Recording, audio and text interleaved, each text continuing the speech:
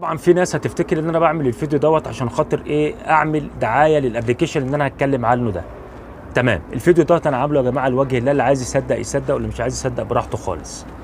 تمام. بالنسبه يا جماعه للكباتن بتاعت النقل الذكي، الابلكيشن اللي انا هتكلم عنه ده فيه مصلحه حلوه جدا، مع ان انا اقسم بالله عمري ما كنت اتخيل ان في ابلكيشن هيقدر يسد على ان درايفر او ديدي او اوبر، لان الثلاثه دول واكلين الدنيا.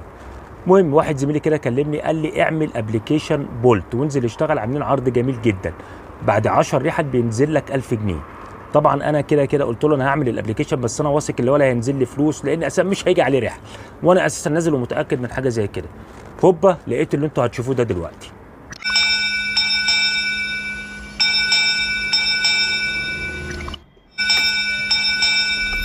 زي ما انتوا شايفين كده لقيت الريت عالي جدا في بولت، ولقيت فيه رحل، فاستغربت جدا، انا ما كنتش متوقع حاجه زي كده خالص. وبعد كده لقيت